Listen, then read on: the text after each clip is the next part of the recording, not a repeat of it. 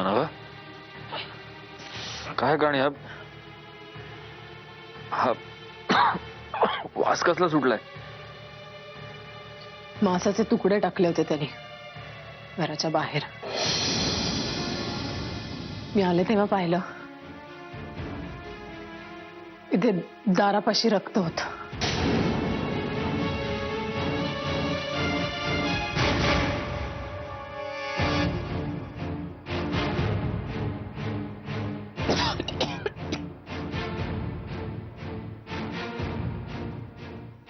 तुझं अजून असं म्हणणं आहे की आपण त्याची पोलीस कंप्लेंट करू नये? हो, कारण त्यांनी काहीच होणार नाही. तो सुटेल कसा इथं.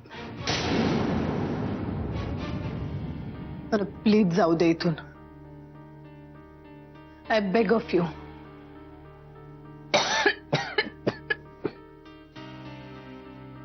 ठीक आहे, जातो. कारण तुझं इथे राहणं अत्यंत अनसेफ आहे.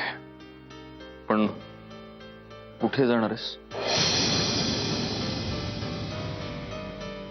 माहित नाही.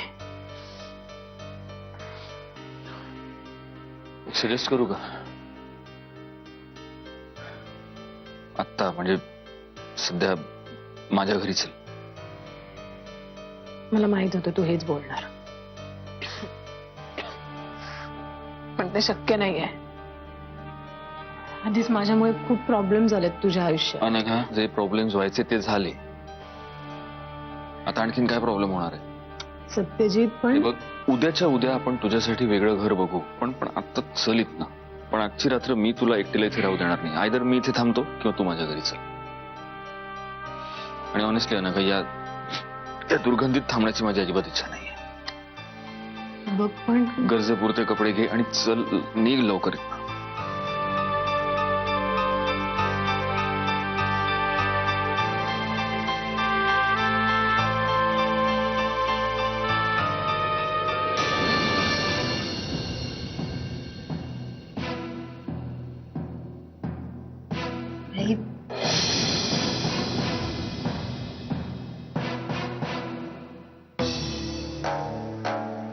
सत्या जाताना सांगून गेला, नेत्राला या घरामध्ये सोन्याचा मान मिळायला पाहिजे म्हणून. असा ठरवून मान देता येतो, प्रेम नाही.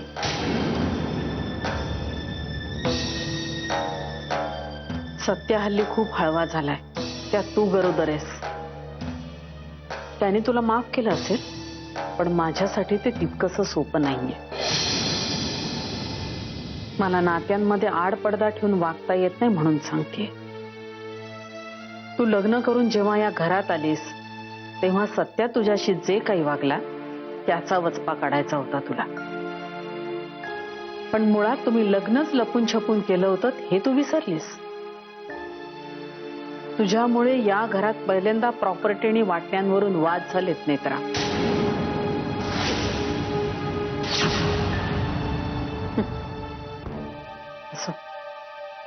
जुनं लाकूड उगाळत बसण्यात काहीच अर्थ नसतो.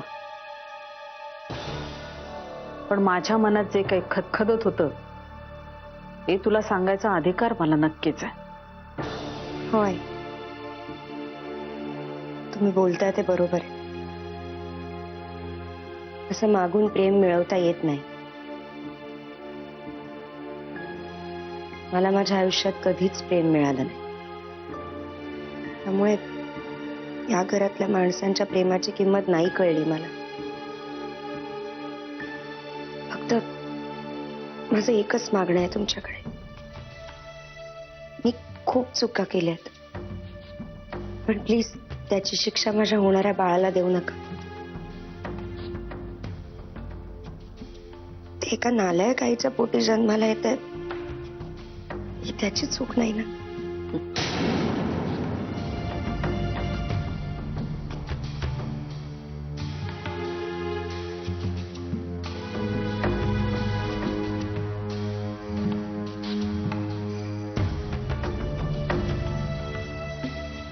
हीच बुद्धी आहे ना तुझी नेत्रा? अगं, माझं नातवंड तुझ्या पोटी जन्माला येणार असलं तरी तो माझ्या गौरांचा अंश आहे. माझा अंश आहे, तेव्हा त्याला शिक्षा द्यायचा प्रश्नच येत नाही. हं?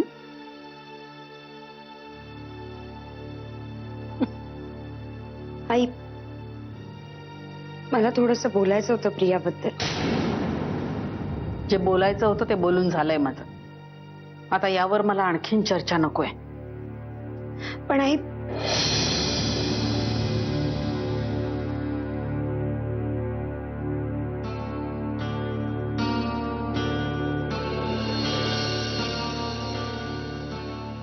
बस.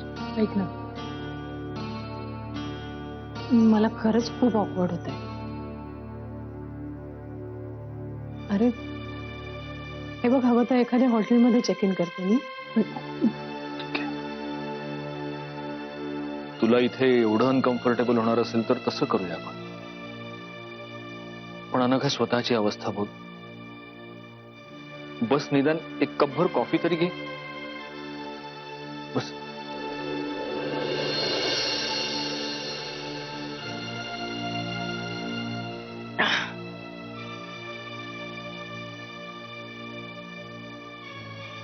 Are you okay? वासाने खूप भणभणत आहे माझा. कळ्या येत आहेत कपाळातून. ऐक, कॉफीचं राहू दे, मला एक गोळी दे. गोळी घेते आणि निघते. कसं आहे सत्यजित, तुझ्या माझ्या नात्याबद्दल तुझ्या आईला प्रॉब्लेम आहेच. तू उगाच त्यांना. अनघा, मी बोललोय आईशी. या इथे अनघा जिथे राहते तिथे एक मेजर प्रॉब्लेम झाले आहे. तिला रातोरात तिचं घर सोडावं लागलंय.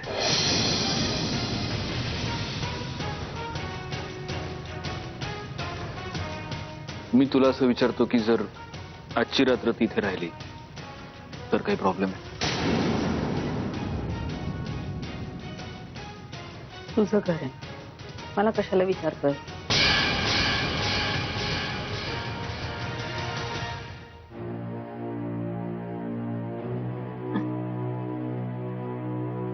सत्यजित, मी काय म्हणते, एखाद्या हॉटेलमध्ये मी मंजुषाताईंना सांगतो, त्याच तुझ्यासोबत झोपतील. पण सगळ्यात आधी तू गोळी घे. चल. सध्या आपल्याला थोडं बोलता येईल नंतर. नंतर कशाला, आत्ता बोलूया ना. बोल. नको, आधी पाहुण्यांना स्थिरस्थावर होऊ दे. मी मंजुषाला पाठवते.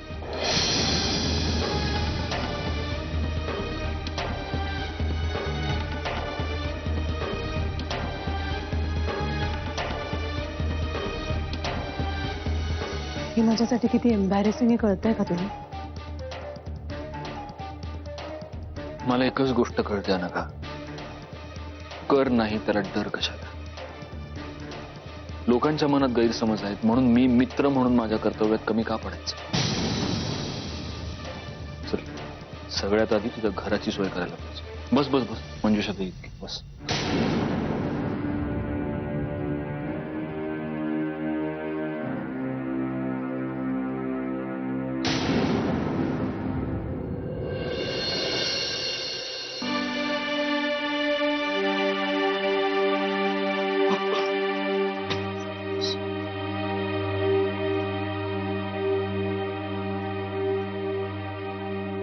मला आता वाटेल बरं.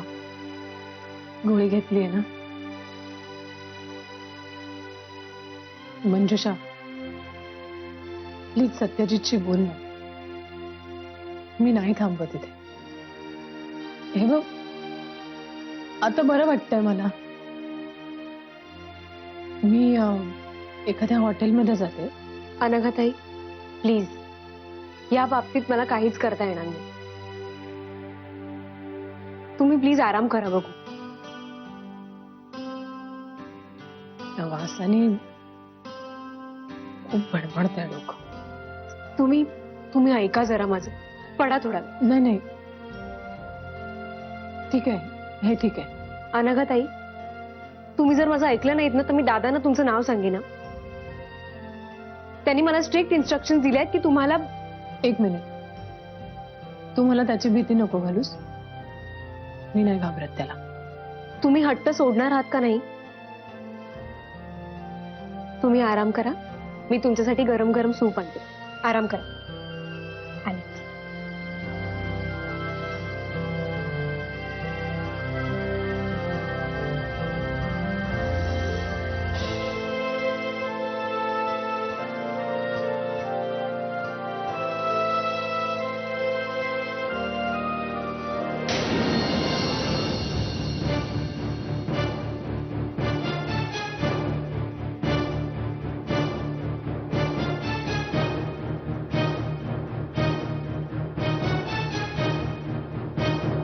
मंजिरी वहिनी, तुम्ही कशात मंजुषाताई?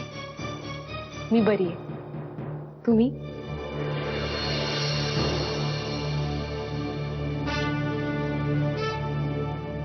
मला सत्यजित मुधोळकरांशी बोलायचंय जरा. आहेत ना घरात? वहिनी आहेत दादाजी. ते कच्चीवर गेलेत, फोनवर बोलतायत कदाचित. मी त्यांना बोलवून आणते. तुम्ही या ना. हो.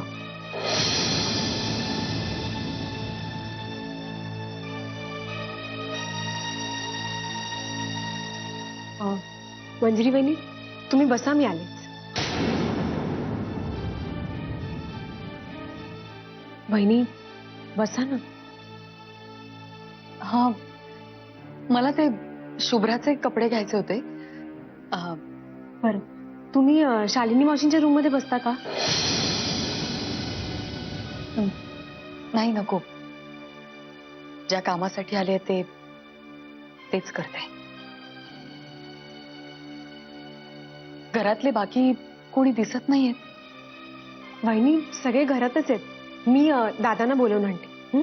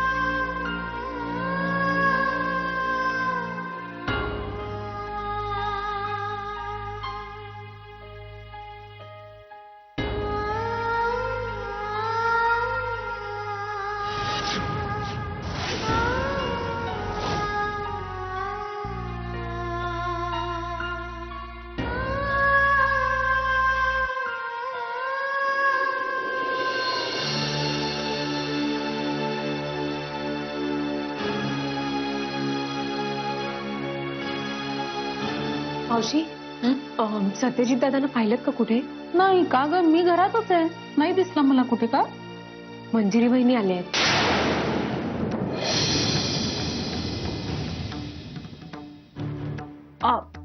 अगं ती अनघा आहे ना ती. हो ना, मी आत्ताच अनघाताईंना औषधं देऊन आले. मला असं वाटतं त्यांचा डोळा लागला असेल. सत्यजित दादा फोनवर बोलता बोलता बाहेर निघून गेले. मला वाटतं ते गच्चीत गेले असतील म्हणून मी तिथेही जाऊन शोधून आले, पण ते नाही येत वरती. मंजिरी वहिनींना कळलं तर उगाच परत त्यांच्या मनात गैरसमज निर्माण होतील. नक्की गैरसमजच का? हो मावशी, मावशी, या एका गोष्टीवर माझा विश्वास आहे. सत्यजित दादा आणि अनघाताईंमध्ये तसं काहीच नाहीये जसं तुम्हाला वाटतंय. आता ह्या क्षणी मला काय वाटतं त्याच्यापेक्षा मंजिरेला काय वाटेल याची चिंता करायची गरज आहे. तू फोन लाव सत्यजित, फोन लाव. केला मी ट्राय मावशी, खूप वेळा, पण त्यांचा फोन सारखा बिझीच येतोय. मंजिरी कशासाठी आली, काही बोललीये का? त्यांनी मला फक्त एवढंच सांगितलं की त्यांचं सत्यजित दादांकडे काहीतरी काम आहे.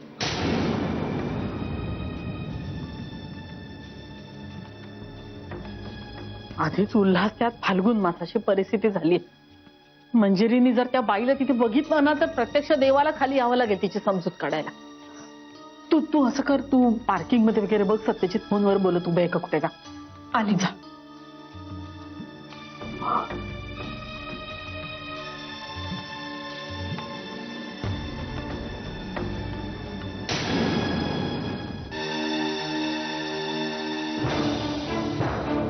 तुझे फ्लॅटचं काम उद्याच्या उद्या करून टाक फक्त. बाय. अनघा,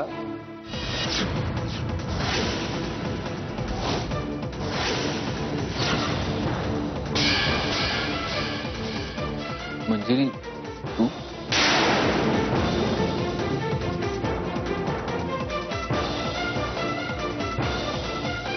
बोलायचं होतं तुमच्याशी म्हणून आले होते. मंजिरी, आणि हो, सॉरी फोन न करून आल्याबद्दल. नाहीतर इतर गोष्टींची निदान व्यवस्था तरी करता आली असती तुम्हाला. नाही मंजिरी, तुझा गैरसमज होतोय. मला कंटाळा आला आता या वाक्याचा. अगं अनघा इथे आहे कारण प्रत्येक गोष्टीसाठी कारण असतात ना तुमच्याकडे. मला आता कुठलंही कारण ऐकायचं नाहीये.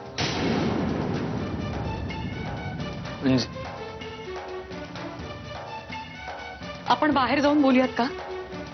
उगाच तुमच्या मैत्रिणीची झोप मोड नको.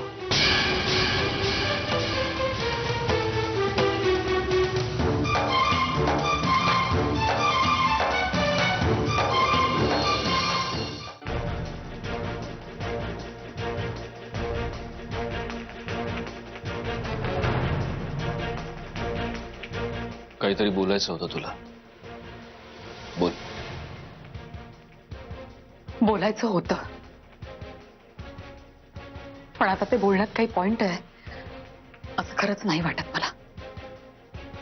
त्यापेक्षा निघते मी. तू केव्हा आलीस? झाला थोडा वेळ. कशात तुम्ही आई? नाहीये बरी. तुझ्याशिवाय, शुभ्राशिवाय नाहीये मी बरी.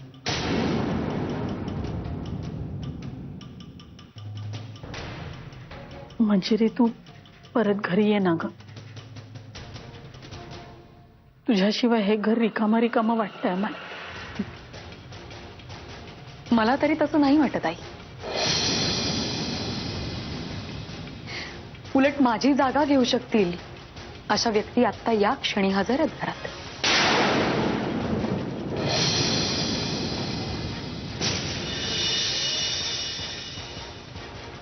आई, तू तरी सांगेल. तुझा माझ्यावर नाहीये ना विश्वास? नको ठेवूस, नाही तर आईवर तरी ठेवशील. आई सांग ना, अनघा इथे काय? अगं तिच्या घरी प्रॉब्लेम झालाय थोडा, आणि तिची तब्येत पण बरी नाहीये, म्हणून ती आली आहे इथे. आई, ती बाई इथे का आहे हे तुम्हाला सुद्धा धड सांगण्याची तसदी घेतली नाहीये तुमच्या मुलाने. अगं नाही, मी खरंच सांगतेय तुला.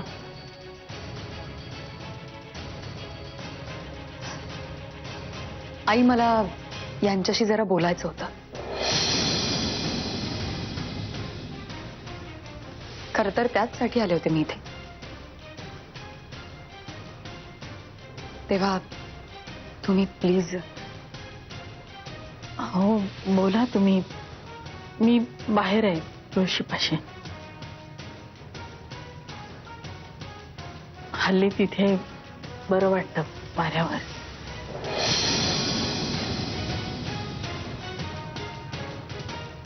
मंजिरी, तू नाहीयेस तर ती तुळस सुद्धा कोमेजत चालली.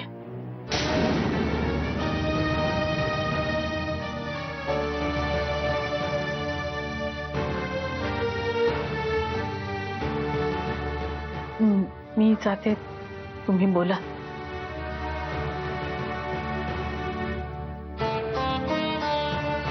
मला फक्त माझी सून या घरात परत यायला हवी.